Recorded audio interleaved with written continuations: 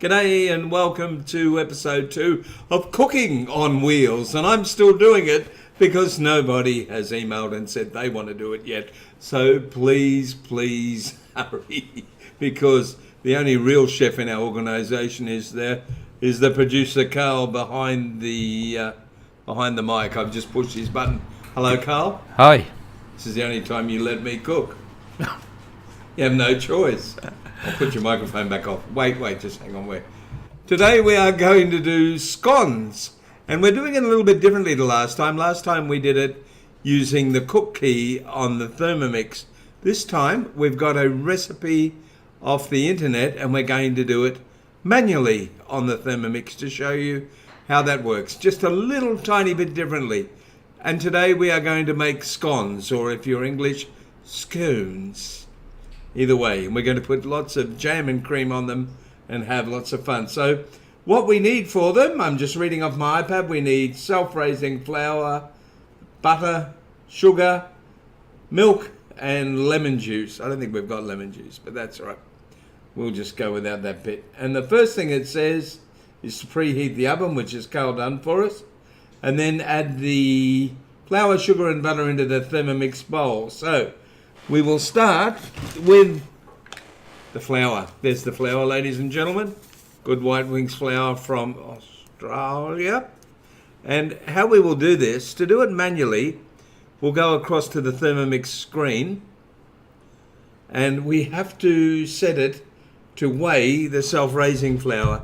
Now down the bottom here you have things like home, weigh, some different activities like kneading and so on.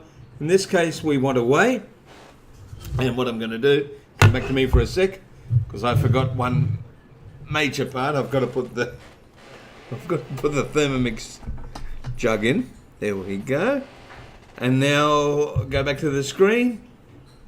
You'll see that it says there's already 1,120 grams in it. It's not. That's the weight of the Thermomix bowl. So we'll just hit tear, and we will go back to 0.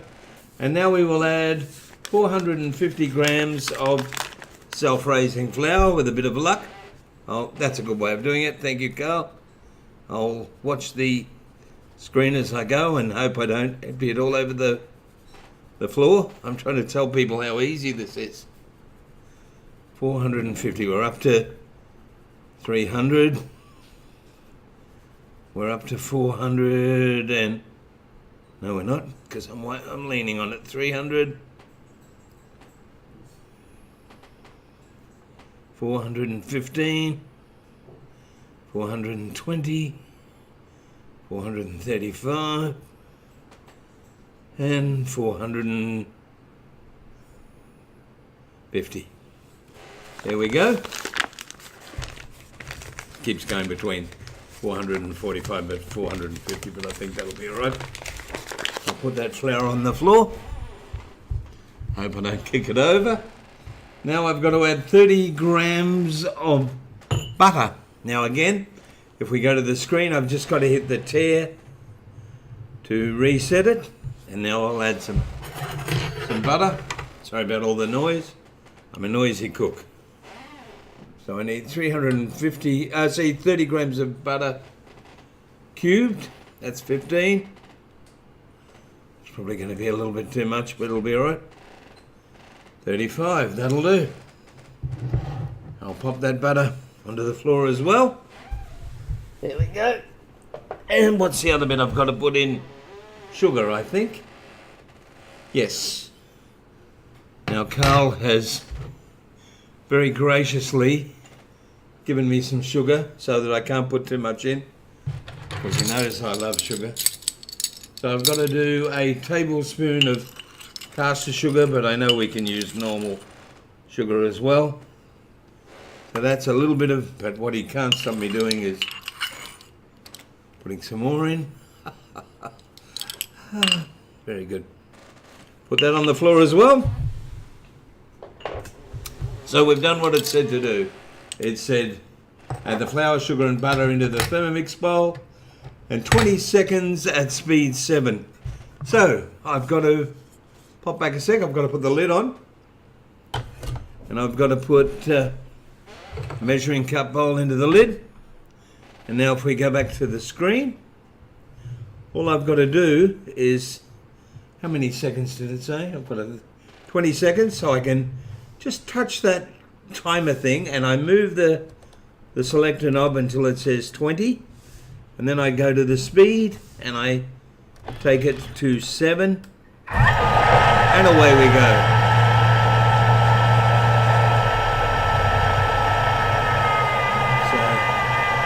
Hopefully this is going to work. We'll find out in a minute. 5 seconds, in fact. Carl's pointing at me, so it must be time. Let's have a look. You might as well go to the top while we take the lid off. This is all very exciting. Ooh, look at that. I don't know what it's done. It says, scrape down the bowl. Now I would do that, but Carl stole he stole my spatula before we were making the whipped cream. Ladies and gentlemen, the arm of Carl. No, you can't see it. So if I just now scrape down the bowl, which I'll try to do without taking it off so you can see how it all works. I think I've done a reasonable job of that. And I'll pop that over there. Now it tells me, making a lot of noise, isn't it? We'll worry about that in a minute. The next thing we've got to do is put 250 grams of milk into this recipe. So back to the weighing, and we can pour it in. You might as well watch me pour it in. I'll make a mess of that. 250 grams. We're up to 100. Whoops, making a mess. 285. You wanted more milk, didn't you, Carl? You wanted more milk? Well, okay. All right. Hold on. He didn't want to talk. I'll turn his mic back off. I'll wipe down my VMIX here. It's not too much. Not too much more milk. Anyway, it's an excuse for if they don't work. So I've done the milk. I'll pop that down onto the floor. I am more interesting than that screen, you know. There you go. I think. I'm not sure. Now we don't have any lemon juice, do we, Carl? We do. He's running, which is a rare sight. If we do, we've got to do how much? Half a teaspoon. Basically a squirt. Isn't that right, Carl? Correct. So I won't be doing a half teaspoon. I'll just you come over. I'll do it if you like. Just because you're wearing your work stuff. I'll go. We might as well do this artistically. Whack back to the top. Up. Yeah, I tell you what, it's hard to get a half a teaspoon out of a lemon. That should do it, you reckon? That'll do it. I think so. Okay, we'll pop that on the floor too. Gee, there's a lot of things on the floor. Now what do we do? Scrape down the bowl. Add the milk. Combine and knead for 35 seconds on the dough setting. So if we can go back to the screen and we look at this, there's actually a dough setting. Can you see that there down the bottom? So if I touch that, and it says combine and knead for 35 seconds on the dough setting. So I'll put the lid on and get it all sorted out, hopefully. And then I'll do the dough setting, 35 seconds. All I've got to do is turn the knob, that's it. And it will do it for me. And it'll do it for 35 seconds. So I'll come back and I'll tell you just why I want to do these scones. I want to do these scones because Mum used to make scones. And I bet I can't do it quite as well as Mum, but let's hope they're somewhere near it. Now, this is the thing that Carl and I were the most worried about. The table is moving and he's scared that the camera's going to fall off because the tripod's on there. Let's have a look at the top, Carl. Oh, it's doing a very good job. Just so you know, I'm holding it, mate. It's supposedly creating the scone dough. And while that's happening, I'll get Carl to bring the 40. That's longer than we needed. We've got enough of that. So we'll get Carl to bring the that. Let's see if it's worked, mate. This will be interesting. Now let's have a look in there. Looks pretty good. Where are we? Come back there. Look at that. Looks all right, doesn't it, Carl? I think so. Now it tells us to put it onto a lightly floured board, and Carl and I are never much good at lightly floured, so we just floured the board and we go. Oop. Pretty good. I'm just going to have to get the blade out. I didn't do that very well. Hear that? You know how I put everything on the floor? Well, that's one more thing on the floor. I'll get this done. We'll do this. If you look there, it's pretty good. It's actually very doughy. Reminds me of Carl on a Sunday morning. I only said that before he said it about me. This looks actually excellent. Well, this is a family show after all. It is. The Doughboys. Okay. We're going to put this in a bit and roll it up a bit. This looks terrific. Very happy about this. Now it says, I haven't got a rolling pin, so it says, place the dough on a floured bench and gently push into a square shape about an inch thick. I never like them an inch thick. I like them a bit more than that, so well, we'll see how we go. I should have just floured the table, really. Now, what we might do is get some of that glass for cutting, Carl. One thing we did actually forget. But that's about an inch thick. And I'll pop that over there like that. And I'm going to make some scones. It reckons it makes about 16. And I think that'll be about right, actually. We'll put that down here as well. Excuse me, ladies and gentlemen. Okay, we'll go back to the table. Thank you, Carl, very much. And we'll give this a go. Are you ready? No? Yes, he's done it already. Here we go. In like that. These are coming apart much easier than the other recipe we tried the other day, Carl. We tried not to use that recipe. I think we made the right choice. This looks terrific. Okay. We won't do them all at the moment, but we'll do a few. These are a bit more than 1 inch thick, but we'll give them a try. Now we'll put some of these onto our baking tray so you can see it. Be good if it came apart. We might. Oh, look, he's all right.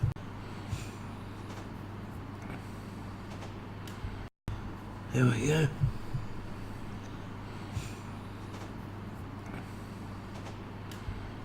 There we go. Got these going. We might be able to do a whole tray full if I keep going. The flour on the tray looks like crop circles. It does. That's because these scones are being made principally by an alien. But there you go. Hang on, what I'm going to do now is mix this in together with a bit of luck. I hope. Give it a go. Squash them out again. Might not be quite the same. Probably should be spending a bit more time mixing them together, but we haven't got time. This is television. We'll do a few more. Do you know if the oven is actually preheated yet, Carl?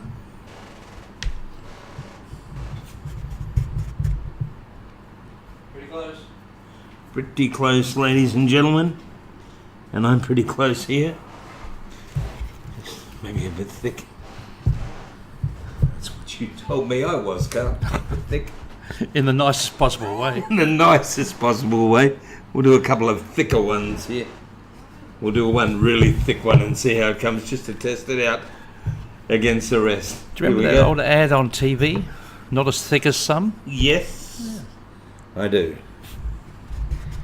We'll do one very thick one. And that's it. I think we have created some scones. fairly easily. We're going to put them in the oven and see how they turn out. We'll be back in about 20 minutes. See you then. And here we are back after cooking our scones and scones. And here they are. And they look pretty good. I don't know how they taste. Let me see. Ooh, we could have used a bit more flour on the base there, Carl. But other than that, ooh, nice and light. I'll go back. They look good. I'm going to try one half with butter and the other half with jam and cream. So the first one will be unadulterated scone. It's got a lashings of butter, as Enid Blyton would say when I was growing up. And here we are.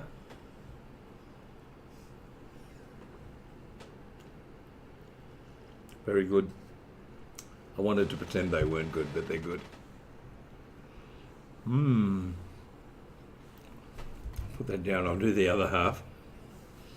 You do the jam or the... hang on, I'll put his microphone on. You do the jam or the cream first, Carl? Always the jam first. Okay. Our foodie has spoken. Can't believe I managed to get that there. Put a bit of cream on. Bit of jam with my cream. I love cream. Look at that. See? I told you I love cream. This is going to be very embarrassing.